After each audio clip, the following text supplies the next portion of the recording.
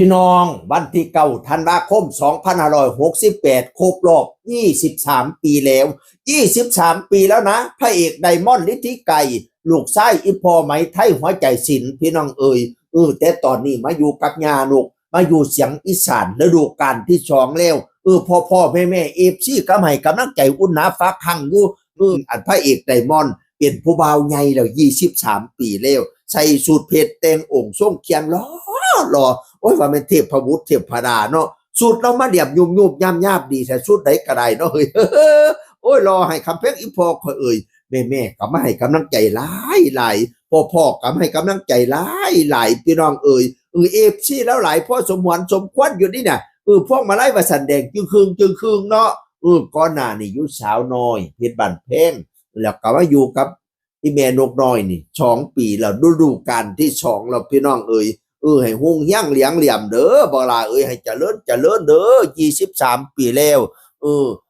ขับรถขับลากให้ค่อยไปค่อยมาเด้อ20 กว่านี่25นี่เบญจเพสติ23นี่ก็ให้ระมัดระวังให้ปลอดภัยเด้อไปเบี้ยงใต้ให้มีผู้มาช่วยเหลือ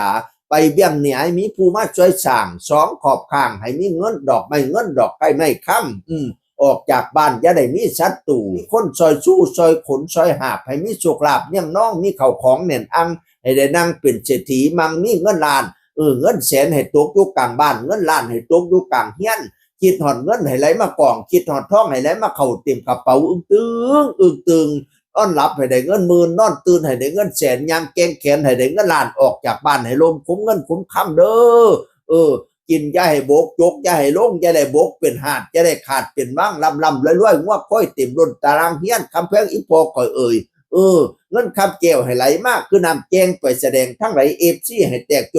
นล้นอังสนามย่ำเจ้าขึ้นห้านให้โดดเด่นเทิงเวทีให้มีแต่คนหักคนส้มนิยมส้มเจ้าเงินคำให้ไหลเข่าเต็มกระเป๋าเน่นอังให้ได้นั่งเป็นเจ้าคนเบาซาลือเด้อมันยืนคำแพงอีพอร่างกายไก่แข็งแรงพร้อมให้เจ้าแจ้งปันดาวให้เจ้าเขาปันฝ่ายความเจ็บยาสุได้ความไข่ยาสุมีให้เจ้าแข็งปันผ้าให้เจ้ากล้าปันตะวันถึกเดชกะยะไม่เป็นไข่กะยะหมองสุดไปพ้นให้เจ้าพ้นมาไม่สุดไปไม่ให้เจ้าแตกยอดมาไปกะยะฆ่ามากกะยะของอย่าได้มนขึ้นตองอย่าได้หมองขึ้นเทาอย่าได้เกาเสียสีให้วันนั่งดีสีใสสองพละกับนั่งปองไพ่ตองอย่าได้มีสุขีล้นกำลังคนล้นลื่นอายุยืนหอดลอยจนชิ้นศาสนาเด้อเงินไก่ได้หลายแข็งแรงไก่สุขภาพร่างกายไก่แข็งแรงไว้พ่อนให้เบิดสุอันสุยางล่ะคำเพียงอีพอให้เจ้าอายุยืนยมัน1,000 ปีเป็นเขตบรรณะใสเหลี่ยมปานแก้วหน่วยมานี่สุขีล้นเกินคนทั้งหมู่พละกำลังล้นดังพญาสารช่างกระบอกปานขอให้อุดมไปด้วยจตุพิษพรใช้ทั้ง4ประการคืออายุวันนะสุขะพลังเอวังด้วยประการละเช่นนี้อวยพรวันเกิดแฮปปี้เบิร์ธเดย์ให้กับน้องไดมอนด์ฤทธิไก่แห่งเสียงอีสานลูกอีพ่อพระเอกใหญ่ไหมไทยหัวใจศิลป์เสียงคนเก่าบอกสู่ฟังสวัสดีครับ